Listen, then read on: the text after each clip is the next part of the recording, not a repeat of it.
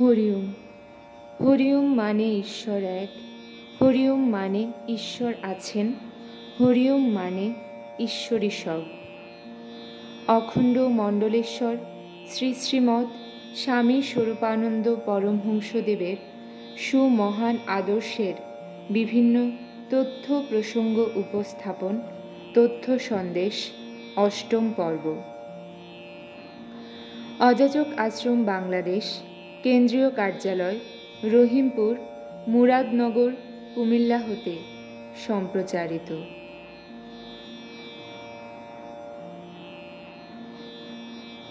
তথ্য সন্দেশ, অষ্টম পর্ব।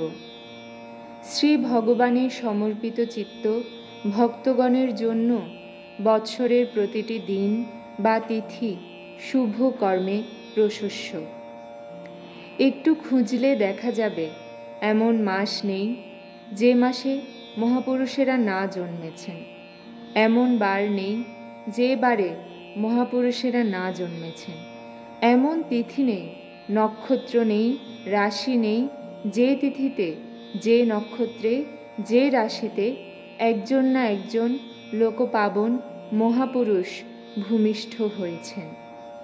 সুতরাং বৎসরের প্রত্যেকটি মাসকে, মাসের প্রত্যেকটা বারকে, পক্ষের প্রত্যেকটা তিথিকে কোনো না কোনো মহাপুরুষের জন্মদিনের স্মৃতিবাহক জেনে দিবসটিকে পবিত্র জ্ঞান করা উচিত, বলেছেন অখণ্ড মণ্ডলেশ্বর শ্রী শ্রীমৎ স্বামী স্বরূপানন্দ পরমহংসদেব, অখণ্ড সংহিতা, নবম খণ্ডে।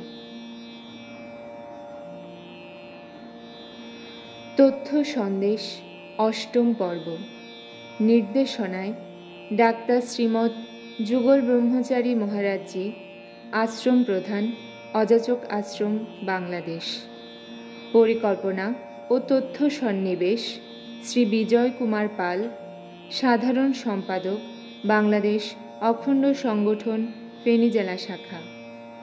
উপস্থাপনায় উপমা পাল এবং ভিডিও এডিটিং একান্ত পাল, ফতেপুর বসন্তপুর, অখণ্ড মণ্ডলী, ফেনী। তথ্য সন্দেশ, অষ্টম পর্ব। সঠিক উত্তর বাছাই করতে হবে। এ পর্বে সহায়ক গ্রন্থসমূহ: উপাসনার প্রণালী, দশবিধ সংস্কার এবং ধৃতং প্রেমনা। সঠিক উত্তর বাছাই করতে হবে। প্রথম প্রশ্ন: মৃত সৎকারকালীন সমবেত উপাসনায় প্রণব বিগ্রহ কোথায় রাখতে হয়? ক. উঠানে পূজার আসনে, খ. মৃতের পেটে, গ. মৃতের বক্ষে, ঘ. মৃতের কপালে। সঠিক উত্তর গ. মৃতের বক্ষে। এখানে উল্লেখ্য, বট পাতায়, অভাবে যে কোনো গাছের পাতায় চন্দন দিয়ে ওম মন্ত্র লিখে শবের বুকে স্থাপন করতে হবে। দ্বিতীয় প্রশ্ন: শ্রাদ্ধাধিকারীগণের জন্য শ্রাদ্ধ সমাপনের পূর্বে কোনটি নিষিদ্ধ? ক.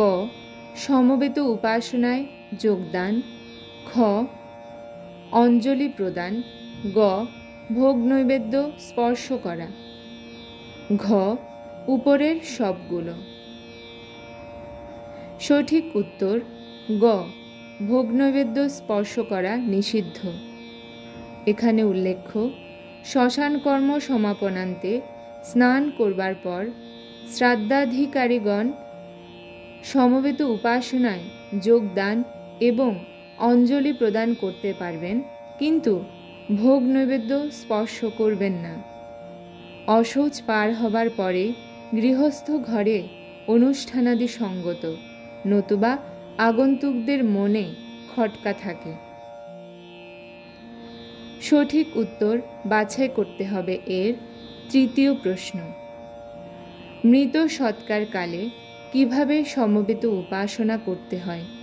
ক. মৃতকে ঘিরে, ঘ. উত্তরাশ্ব হয়ে, গ পূর্বাশ্ব হয়ে, ঘ মৃতকে ঘিরে অথবা পূর্বাশ্ব বা উত্তরাশ্ব হয়ে।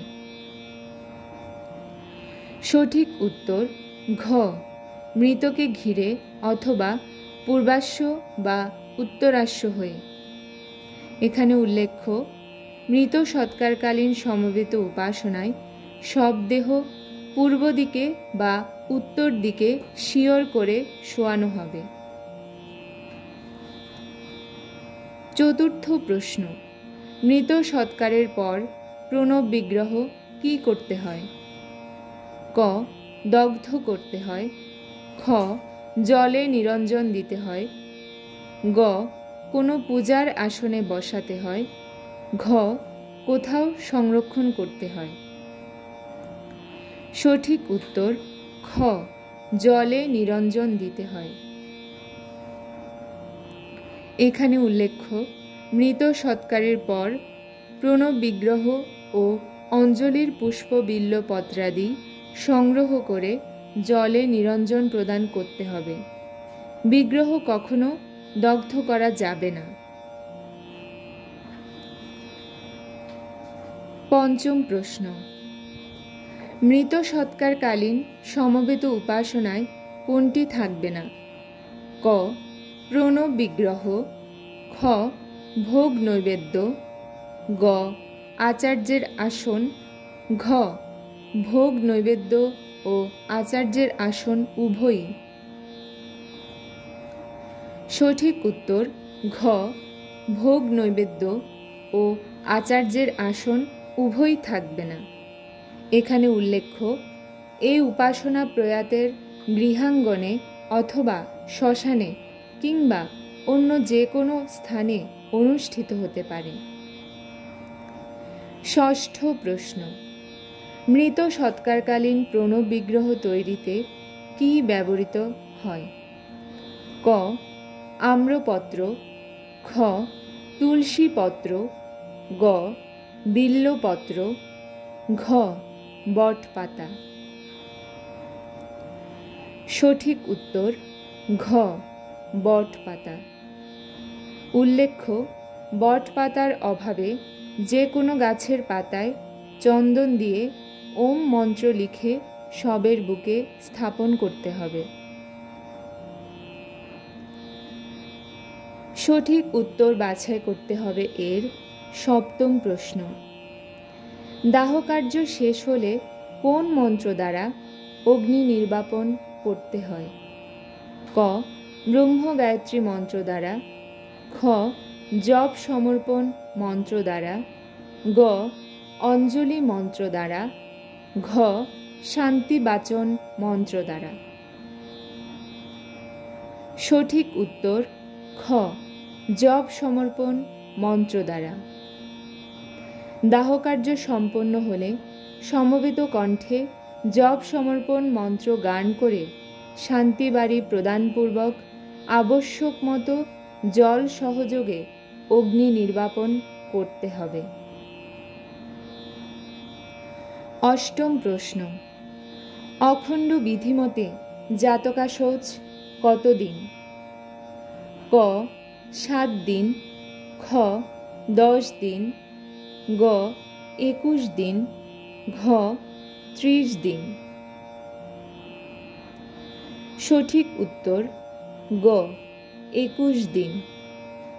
এখানে উল্লেখ্য, প্রসূতির অশৌচকাল প্রসব দিবস হতে আরম্ভ করে 21 দিন মাত্র স্থায়ী হবে। পরদিন অর্থাৎ 22তম দিবস প্রাতে গৃহাদি ও বস্ত্রের উপযুক্ত ধৌতকরণ এবং প্রসূতির স্নানের মধ্য দিয়ে অশৌচ সমাপন হবে।